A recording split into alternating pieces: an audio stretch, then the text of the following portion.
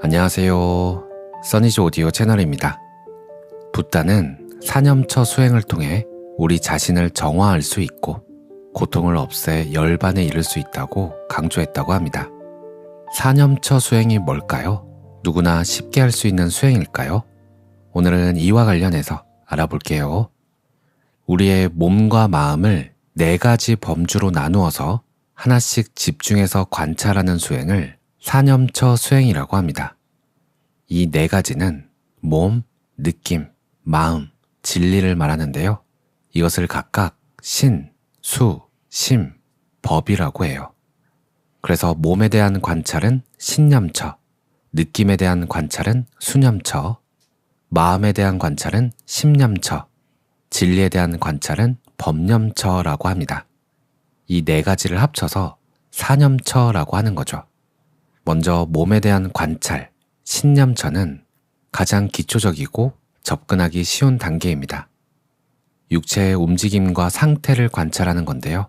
숨이 들어오고 나가는 호흡을 알아차리고 걸을 때는 걷고 있구나, 서 있을 때는 서 있구나 분명하게 아는 겁니다.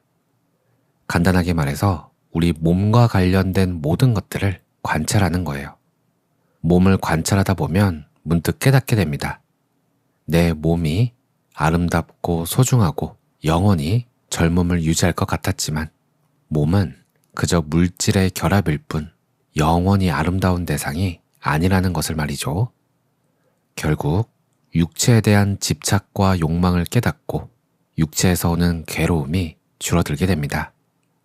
다음으로 수념처, 느낌에 대한 관찰입니다. 여기서 말하는 느낌은 육체적 감각의 느낌이 아니에요. 3가지 느낌을 말하는데 예를 들어 누군가 나를 칭찬해주면 순간적으로 좋다는 느낌이 들죠. 또 누군가 나를 욕하면 순간적으로 싫다는 느낌이 듭니다. 그리고 좋다와 싫다도 아닌 그저 덤덤한 느낌. 이렇게 3가지의 느낌을 관찰하는 겁니다. 관찰해보면 일상에서 누군가와 이야기를 나눌 때, 유튜브로 영상을 볼 때, 창밖에서 어떤 소음을 들을 때처럼 좋다, 싫다는 느낌이 계속해서 일어났다 사라집니다. 이 느낌을 계속 관찰해보면 우리는 깨닫게 돼요. 이 즐거움이 계속될 것이라고 기대하고 있구나. 좋다고 느끼면 그것을 끊임없이 쫓게 되는구나. 반복해서 느끼려고 하는구나. 뜻대로 되지 않으면 아쉽고, 싫은 느낌은 그 자체로 괴롭고, 덤덤한 느낌은 지루하거나 불안이 내포되어 있구나. 그런데 이 느낌들은 그저 조건에 따라 일어났다가 사라지면서 나를 자극하는구나. 그리고 그 자극에 나는 반응하는구나. 결국 모든 느낌은 괴로움이구나. 이 사실을 분명히 알게 되면 고통스러운 감정에 휩쓸리는 일이 줄어듭니다. 일이 일비하지 않게 되는 거죠. 저는 몸을 관찰하다가 자연스럽게 느낌 관찰로 넘어오게 됐는데요. 몸을 관찰해보면 사실 우리는 이 세상을 다이렉트로 알아차리는 것이 아니라 오감을 알아차리고 있음을 알게 돼요. 우리는 현실을 보지 못합니다. 시각 정보를 알아차리는 거예요. 우리는 실제 소리를 다이렉트로 듣지 못합니다. 청각 정보를 알아차리는 거죠. 그래서 저는 내가 보고 있음을 알아차리는 게 아니라 눈으로 들어온 정보를 알아차리고 있음으로 관점을 바꿔서 알아차려 봤어요. 그랬더니 눈으로 들어온 시각 정보를 알아차리거나 귀로 들어온 청각 정보를 알아차리면 알아차리는 그 순간 느낌이 일어나더라고요. 바로 좋다, 싫다, 별 느낌 없다. 이 3가지 중 하나인 거죠. 이 느낌을 알아차리는 것, 이것이 바로 수념처입니다. 다음은 심념처예요. 현재 나의 마음 상태를 관찰하는 겁니다. 몸을 관찰하는 것이 신념처였고 우리 몸으로 들어온 정보, 오감이 작동해서 좋다, 싫다, 무덤덤하다가 일어나는 것을 관찰하는 것이 수념처라고 했죠. 여기서 좋다, 싫다, 무덤덤하다는 느낌이 일어나고 난 다음 우리 마음에서 어떤 활동이 일어납니다. 감정이나 생각이 일어나는 거죠. 탐욕, 화남, 산만함, 두려움, 즐거움, 질투, 불안함, 이러한 마음 상태를 관찰하는 것이 심념처입니다.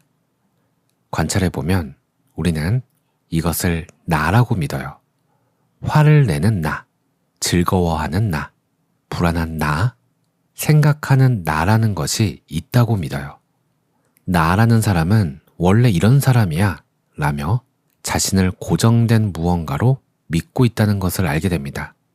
그런데 심념처를 계속 관찰해보면 나라고 믿었던 것이 계속 변해요. 감정도 변하고 생각도 변하고 의지도 변하죠.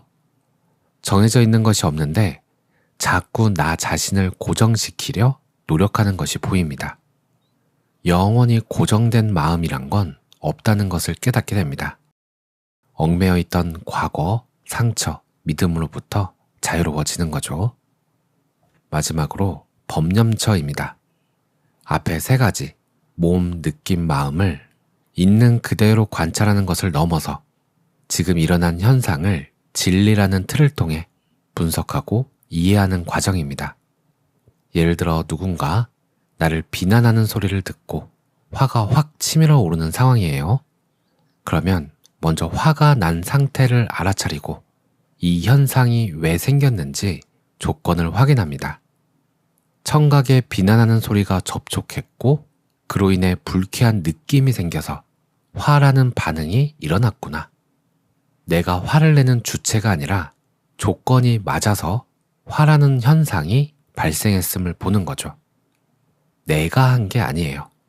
인연에 따라 자극받고 반응이 일어난 겁니다. 그리고는 그 화가 영원한지 지켜봅니다. 그러면 화는 조건이 닿으면 사라지는 것을 보게 돼요. 이 화라는 것은 나도 아니고 내 것도 아니고 단지 조건에 의한 현상일 뿐이다 라는 걸 이해하고 흘려보내면 됩니다. 핵심은 그 감정이, 그 집착이 왜 생겼는가, 어떻게 사라지는가 하는 조건, 인과관계를 확인하는 거예요. 원인을 알게 되면 다음에 같은 상황이 또 발생한다 해도 덜 휘둘리게 됩니다. 법념처 수행은 내 마음속 도서관 사서가 되는 것과 같아요.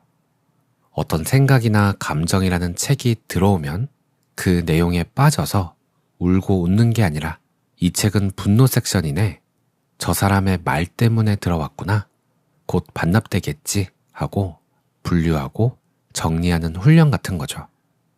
사념처 각각은 다른 길처럼 보이지만 결국 하나로 합쳐져서 집착할 것이 아무것도 없구나 라는 큰 지혜로 기결됩니다. 고통으로부터의 완전한 해방인 거죠. 사념처 4가지 다시 한번 정리하고 마칠게요.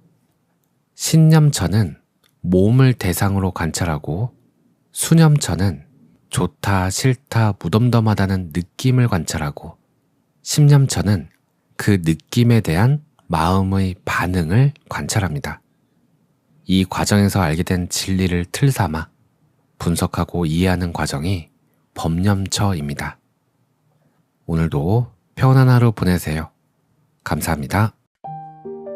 안녕하세요. 써니즈 오디오 채널입니다. 붓다는 사념처 수행을 통해 우리 자신을 정화할 수 있고 고통을 없애 열반에 이를 수 있다고 강조했다고 합니다. 사념처 수행이 뭘까요? 누구나 쉽게 할 수 있는 수행일까요? 오늘은 이와 관련해서 알아볼게요. 우리의 몸과 마음을 4가지 범주로 나누어서 하나씩 집중해서 관찰하는 수행을 사념처 수행이라고 합니다. 이 4가지는 몸, 느낌, 마음, 진리를 말하는데요. 이것을 각각 신, 수, 심, 법이라고 해요. 그래서 몸에 대한 관찰은 신념처, 느낌에 대한 관찰은 수념처, 마음에 대한 관찰은 심념처, 진리에 대한 관찰은 법념처라고 합니다. 이 4가지를 합쳐서 사념처라고 하는 거죠. 먼저 몸에 대한 관찰, 신념처는 가장 기초적이고 접근하기 쉬운 단계입니다. 육체의 움직임과 상태를 관찰하는 건데요. 숨이 들어오고 나가는 호흡을 알아차리고 걸을 때는 걷고 있구나, 서 있을 때는 서 있구나 분명하게 아는 겁니다. 간단하게 말해서 우리 몸과 관련된 모든 것들을 관찰하는 거예요. 몸을 관찰하다 보면 문득 깨닫게 됩니다. 내 몸이 아름답고 소중하고 영원히 젊음을 유지할 것 같았지만 몸은 그저 물질의 결합일 뿐 영원히 아름다운 대상이 아니라는 것을 말이죠. 결국 육체에 대한 집착과 욕망을 깨닫고 육체에서 오는 괴로움이 줄어들게 됩니다.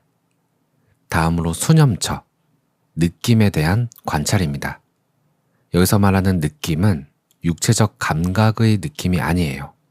세 가지 느낌을 말하는데 예를 들어 누군가 나를 칭찬해주면 순간적으로 좋다는 느낌이 들죠. 또 누군가 나를 욕하면 순간적으로 싫다는 느낌이 듭니다. 그리고 좋다와 싫다도 아닌 그저 덤덤한 느낌. 이렇게 세 가지의 느낌을 관찰하는 겁니다. 관찰해보면 일상에서 누군가와 이야기를 나눌 때, 유튜브로 영상을 볼 때, 창밖에서 어떤 소음을 들을 때처럼 좋다, 싫다는 느낌이 계속해서 일어났다 사라집니다. 이 느낌을 계속 관찰해보면 우리는 깨닫게 돼요. 이 즐거움이 계속될 것이라고 기대하고 있구나. 좋다고 느끼면 그것을 끊임없이 쫓게 되는구나. 반복해서 느끼려고 하는구나. 뜻대로 되지 않으면 아쉽고, 싫은 느낌은 그 자체로 괴롭고, 덤덤한 느낌은 지루하거나 불안이 내포되어 있구나.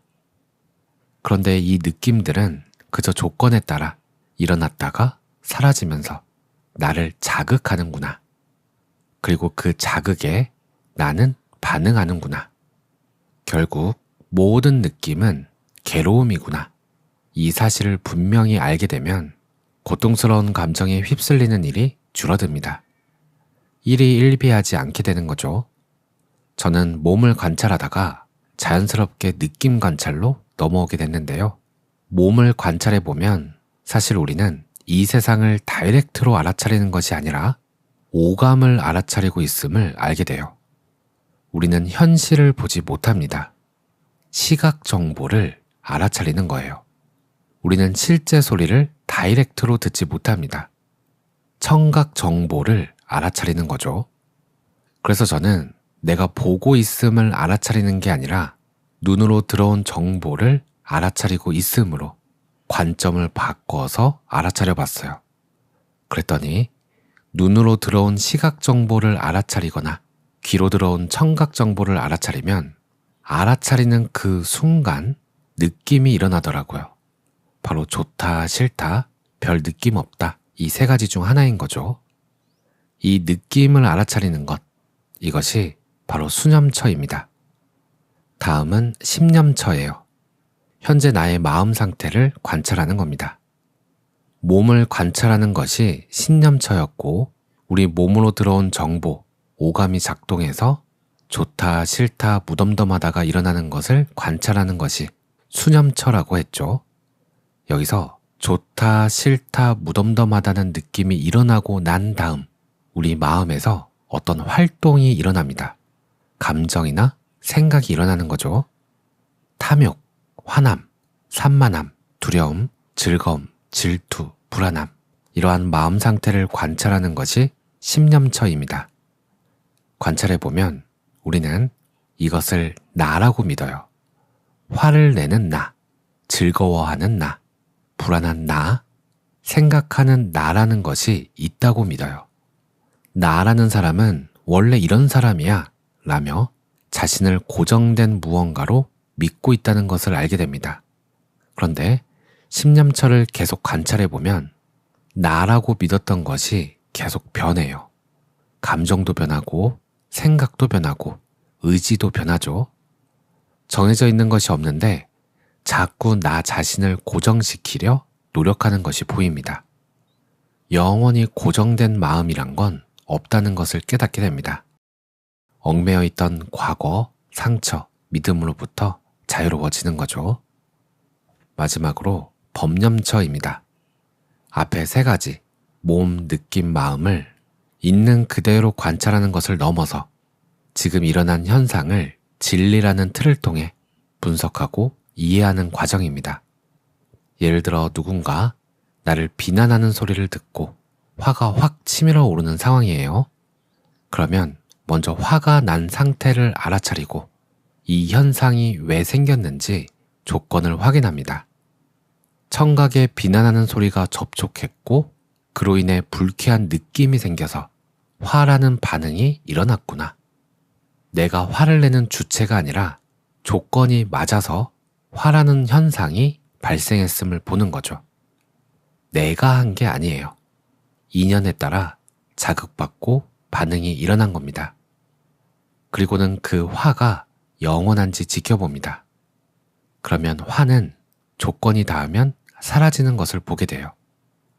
이 화라는 것은 나도 아니고 내 것도 아니고 단지 조건에 의한 현상일 뿐이다 라는 걸 이해하고 흘려보내면 됩니다. 핵심은 그 감정이, 그 집착이 왜 생겼는가, 어떻게 사라지는가 하는 조건, 인과관계를 확인하는 거예요. 원인을 알게 되면 다음에 같은 상황이 또 발생한다 해도 덜 휘둘리게 됩니다. 법념처 수행은 내 마음속 도서관 사서가 되는 것과 같아요. 어떤 생각이나 감정이라는 책이 들어오면 그 내용에 빠져서 울고 웃는 게 아니라 이 책은 분노 섹션이네, 저 사람의 말 때문에 들어왔구나, 곧 반납되겠지 하고 분류하고 정리하는 훈련 같은 거죠. 사념처 각각은 다른 길처럼 보이지만 결국 하나로 합쳐져서 집착할 것이 아무것도 없구나 라는 큰 지혜로 기결됩니다. 고통으로부터의 완전한 해방인 거죠. 사념처 4가지 다시 한번 정리하고 마칠게요. 신념처는 몸을 대상으로 관찰하고, 수념처는 좋다, 싫다, 무덤덤하다는 느낌을 관찰하고, 심념처는 그 느낌에 대한 마음의 반응을 관찰합니다. 이 과정에서 알게 된 진리를 틀 삼아 분석하고 이해하는 과정이 법념처입니다. 오늘도 평안한 하루 보내세요. 감사합니다.